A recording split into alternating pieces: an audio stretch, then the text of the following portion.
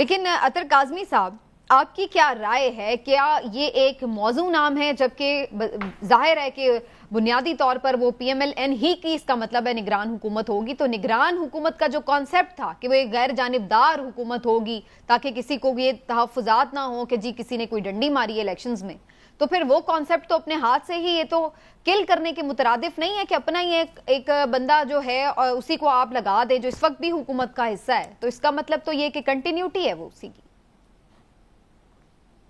دیکھیں وہ جو کانسیپٹ تھا اس کو کل کیا کرنا ہو، اس کو تو دفنا دیا گیا ہے۔ 2 صوبوں کے اندر ہم نے دیکھا نہیں کیا کچھ ہوا، کیا وہاں پہ کوئی نگراں ہیں؟ ایک طرف زرداری صاحب کے منہ بولے بیٹے ہیں، دوسری طرف جو شخصیات ہیں ٹی وی پہ بیٹھ کے موزز لیڈران بتا رہے ہیں کہ 3 ہماری جماعت سے ہیں، 3 ان کی جماعت سے ہیں، 3 ان کی جماعت سے ہیں، تو وہ نگراں کا غیر جانبدار ہونا اب وہ اس میں کسی قسم کی کوئی شرط نہیں رہ گئی۔ دوسرے یہ جو جہاں تک اسحاق ڈار صاحب کا تعلق ہے، یہاں پہ کہا جا رہا ہے کہ جی معاشی پالیسیوں کی کنٹینیوٹی یعنی ان کا تسلسل، اس 1 برس کے دوران یا جب سے ڈار صاحب آئے انہوں نے کون سا ایسا معاشی کارنامہ سر انجام دیا ہے جس کا تسلسل ہم چاہتے ہیں؟ اگر حکمراں دوست ہمیں یہ بھی تھوڑا سا اس کے اوپر روشنی ڈال دیں تو پتہ چل جائے۔ 1 سال سے جب سے یہ آئے ہیں اتنے زیادہ ان کے منسٹرز ہیں، 80 سے زیادہ ان کے وزیر اور مشیر ہیں، مطلب کہ آج سے اگر ہم اسکول میں ہوتے تو اس پہ آپ مضمون لکھ سکتے ہیں کہ my country has many ministers but finance minister is my best اور فیوریٹ منسٹر، مطلب اس میں ان کی تعریفیں آپ لکھیں کہ مطلب کیا مذاق بن گیا ہے یہاں پہ کہ پہلے آپ نے اتنی بڑی کابینہ بنائی، اس میں جو منسٹرز ہیں ان کی کارکردگی پوری قوم کے سامنے ہے۔ قوم آج جو رونا رو رہی ہے، جو آپ الیکشنز میں جانے سے گھبرا رہے ہیں، وہ اسی حکومت کی اپنی معاشی کارکردگی تو ہے۔ اگر یہ معاشی لحاظ سے ذرا سا بھی کچھ اچیو کر لیتے تو ان کو الیکشنز میں جاتے ہوئے قطعاً ڈر نہ لگتا، اور اب یہ کہا جا رہا ہے کہ ان کو ہی رکھنا ہے، تو پھر اگر یہ رکھنا چاہتے ہیں ان کو تو ضرور رکھیں، ہم کیا کر سکتے ہیں۔ لیکن اس میں ایک بات اور بھی ہے نا کاظمی صاحب، کہیں ایسا تو نہیں کہ آئی ایم ایف کی طرف سے بھی ایسی کوئی رائے ہو؟ کیونکہ ظاہر ہے اس وقت تو ایک سٹیک ہولڈر معاشی طور پر دیکھا جائے تو کہیں نہ کہیں آئی ایم ایف بھی ہے، اس کی سے کو بھی مد نظر رکھنا پڑتا ہے۔ جی دیکھیں، ویسے تو امریکہ کے بھی معاشی حالات درست نہیں ہے، مجھے تو خدشہ ہے کہیں امریکہ ہی ڈار صاحب کو نہ مانگ لے کہ ہماری آگے معیشت درست کریں۔ بھائی آئی ایم ایف نے کیا کرنا ہے ڈار صاحب کے ساتھ؟ آئی ایم ایف کا اس سے میرا نہیں خیال، آئی ایم ایف ہاں یہ وہ ضرور چاہتا ہے کہ کنٹینیوٹی ہو، جو یہ پروگرام ہے اس کو کمپلیٹ کیا جائے، اور اسی وجہ سے ملک کی جو سب سے بڑی جماعت ہے اس کے لیڈر سے بھی ملنے آئی ایم ایف والے زمان پر گئے۔ اس کی بنیادی وجہ یہ ہے کہ وہ چاہتے ہیں کہ تمام جو سیاسی جماعتیں ہیں وہ اس پروگرام کے اوپر ان کا ایک موقف ہو، اور یہ نہ ہو کہ آدھے میں اس کو چھوڑ دیا جائے۔ باقی کون وزیر خزانہ ہوتا ہے یا کون وزیر خارجہ ہوگا، میرے نہیں خیال کہ اس حد تک آئی ایم ایف ڈکٹیٹ کرے گا۔ ٹھیک، لیکن چودھری صاحب آپ کو لگ رہا ہے کہ یہ ان دونوں جماعتوں یا کم از کم پی ڈی ایم کی جماعتوں، سیاسی جماعتوں کا فیصلہ ہے اور ابھی اس کو اسٹیبلشمنٹ کی آشیرواد حاصل نہیں ہے، ورنہ یہ فیصلے جا کر لندن میں سوچنے یا مشورے کرنے کی ضرورت کیا پیش آتی؟ آپ سمجھتے ہیں کہ یہ سب کے لیے قابل قبول آپشن ہو سکتا ہے؟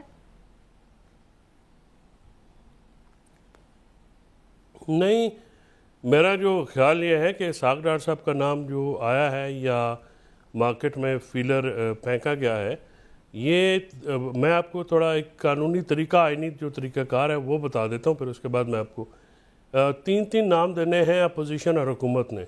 ان 3 ناموں میں سے اگر جو اور پارلیمانی کمیٹیز بننی ہیں ان میں اگر کسی پہ اتفاق ہو جاتا ہے تو وہ نگران وزیر اعظم ہوگا، اور اگر وہ اس پہ اتفاق نہیں ہوتا تو معاملہ الیکشن کمیشن کے پاس چیف جائے گا۔ الیکشن کمیشن جو ہے وہ پھر ان میں سے کوئی بھی نام جو ہے وہ ڈیسائیڈ کر سکتا ہے۔ یہ ہے طریقہ کار۔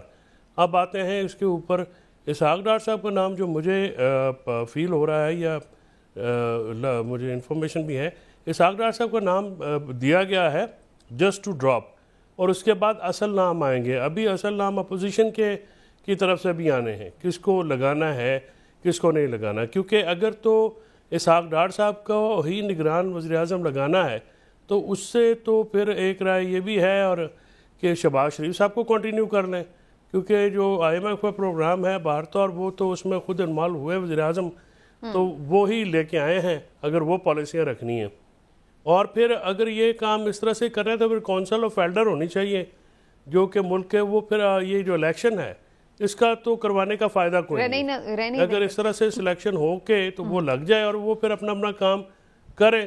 مطلب عوام کو اس سارے جو ایکسرسائز میں ڈالنا کہ جی آپ نے ایک ووٹ بھی ڈالنے ہیں, ایک الیکشن جو ہے وہ بھی اس طرح کا ہونا ہے, پیسے بھی ضائع ہونے ہیں. نگران حکومتوں نے جس طرح سے حصے بنٹے ہوئے ہیں, مطلب وہاں اتنا پیسہ بھی کیوں, اتنے سورسز کیوں ضائع کرنے ہیں؟ اگر اسی قسم کا الیکشن ہونا ہے تو پھر یہ خود ہی اپنا کوئی سلیکشن کر کے تو اللہ خیر صلی اللہ وہ پھر چلائیں, پھر رسپانسبل بھی ہوں. اب اس سے اگر اس قسم کی ویسے تو ہمارے ملک میں کوئی ایسی چیز رہ نہیں گئی جس کے اوپر بندہ کوئی کہے کہ ماتم نہ کر سکے. کوئی اخلاقیات نہیں ہے, کوئی قانون نہیں ہے, کوئی آئین نہیں ہے, کوئی سٹینڈرڈ نہیں ہے, کوئی اخلاقی جو ہے وہ نہیں رہ گیا ہے. تو اگر اس طرح کے معاملات کرنے ہیں تو بسم اللہ کرتے جائیں. کون روک سکتا ہے؟ پہلے کون روکا, کس نے روک سکا کہ اب روک سکیں گے؟ ویسے جب آپ نے یہ طریقہ کار بتایا تھا تو میں یہی سوچ رہی تھی کہ یہ تو آپ ایسے وقت ہی ضائع کر رہے ہیں, کیونکہ آپ دیکھ لیں عمران صاحب ونس اپون اے ٹائم ایک اپوزیشن لیڈر بھی ہوا کرتے تھے راجہ ریاض صاحب, تو وہ کدھر ہیں؟ وہ اس ساری مشاورت میں ان کی طرف سے کیا سامنے آیا, ان کا کیا کردار ہے, کچھ پتہ نہیں ہے. اور ایک چیز جو میں یہاں پر مینشن کروں عمران صاحب, آپ کو یاد ہوگا کہ جب پنجاب اور کے پی کے الیکشن تھے اور اس میں ایک بہت بڑا جو ریزن بتا رہی تھی یہ حکومت سپریم کورٹ کے سامنے بھی ایون اور میڈیا میں بھی کہ جی ایک بڑی شرط ہے کہ نگران حکومت ہونی چاہیے. تو اگر 2 صوبوں میں الیکشن ہو گیا تو وہاں تو نگران حکومتیں نہیں ہوں گی, تو پھر جو فیڈرل کے الیکشن ہوں گے اس کے اوپر تو بڑا اثر پڑ جائے گا. تو اب اگر یہ اسحاق ڈار کو نگران وزیر اعظم بنانے کا سوچ رہے ہیں تو ان کے خیال سے وہ نگران حکومت ہوگی؟ دیکھیں ہوگی تو نگران حکومت ہی نا. دوسرا جو ابھی چودھری صاحب فرما رہے تھے کہ وزیر اعظم بن جائے تو شہباز شریف صاحب نے تو الیکشن لڑنا ہے نا, اسحاق ڈار صاحب نے تو الیکشن نہیں لڑنا. لہٰذا ان کی اور ان کی پوزیشن فرق ہے. لیکن میں اپوزیشن لیڈر راجہ ریاض صاحب جو ہم سب کے فیوریٹ اپوزیشن لیڈر ہیں, خاص طور پہ کاظمی صاحب تو کئی دفعہ کہہ چکے ہیں کہ ان کی بیعت بھی کرنا چاہتے ہیں, تو گزارش یہ ان کے بارے میں آپ کو بتا دوں. ہمارے واقفان حال جو ہیں ان کے مطابق راجہ ریاض صاحب کی کمٹمنٹ ہو چکی ہے. راجہ ریاض صاحب نے, یہ پہلا واقعہ ہماری پاکستانی سیاست میں کہ آصف علی زرداری صاحب نے اور راجہ ریاض صاحب نے دونوں نے مسلم لیگ نون کو یہ مینڈیٹ دے دیا ہے کہ آپ جو نام دیں گے ہم آپ کے ساتھ ہیں. زرداری صاحب نے بھی میاں نواز شریف کو یہ یقین دہانی کرا دی ہے. اب اس کے بدلے وہ کیا لیں گے یا کیا مانگیں گے, کیونکہ اتنے سخی تو وہ نہیں ہے, نہ ہی سیاست میں اتنی سخاوت چلتی ہے کہ بغیر کسی اپنے فائدے کے وہ یہ صرف کہہ دیں کہ مسلم لیگ نون جو کرے ہم حاضر ہیں. اسی طرح راجہ ریاض صاحب نے مسلم لیگ نون کو وزیر اعظم پاکستان جناب میاں شہباز شریف کو یہ یقین دہانی کرائی ہے کہ آپ جو نام فائنل کریں گے ہم اس پہ متفق ہیں, ہم آپ کو بتا دیں گے اور اس طریقہ کار میں. لہٰذا راجہ ریاض صاحب جو ہیں وہ بھی اگر یہ نام دیا جاتا ہے اسحاق ڈار صاحب کا تو وہ بھی اسی کی حمایت کر دیں گے, اسی کی تائید کر دیں گے. وہ کہیں گے کہ ہمارے بھی کینڈیڈیٹ یہ ہیں, لہٰذا آپ اس پہ نہ جائیں, وہ ابھی گیم کا حصہ ہیں, بالکل آؤٹ نہیں ہوئے. نہیں یہ کیسی گیم ہے, یہ تو مجھے پہلے ہی پتا ہے کہ ان کی حمایت تو ان کو شامل ہی ہے. دیکھیں نا اتنی اچھی اس وقت حالات ہیں سیاسی کے, تمام لوگ ایک پیج پہ, اسے ایک پیج کہتے ہیں. آپ کو پتہ نہیں ہے فیصل چودھری صاحب جو پچھلے 4.25 سال ایک پیج کا رونا سنتے رہے ہیں, وہ دھوکہ تھا, اصل یہ ایک پیج ہے. ٹھیک ہوں گے. لیکن کاظمی صاحب یہاں پر اب یہ بھی ایک سوال اٹھتا ہے کہ کیا اسحاق ڈار صاحب اگر نگران وزیر اعظم بنتے ہیں اور بقول عمران صاحب سب کی تائید بھی اگر انہیں حاصل ہے تو اس سے یہ اندازہ لگا لیا جائے کہ پھر الیکشن بر وقت ہونے جا رہے ہیں, اور تاخیر کا جو ایک خدشہ تھا اس حکومت کو بھی کہ کہیں یہ بات یہ نہ ہو کہ ان کے بھی ہاتھ سے نکل جائے اور وہ بھی پھر الیکشن مانگتے پھر رہے ہوں, تو وہ والا خدشہ دور ہو جائے گا؟ دیکھیں ایک غیر آئینی تو میں نہیں کہوں گا, ایک ایسی چیز جس کی پہلے کبھی کوئی مثال نہیں ملتی. آپ ایک حکومتی شخصیت کو اٹھائیں, وزیر خزانہ کو اٹھائیں اور ان کو نگراں وزیر اعظم لگا دیں. کیا یہ آئین کی روح کے مطابق ہے؟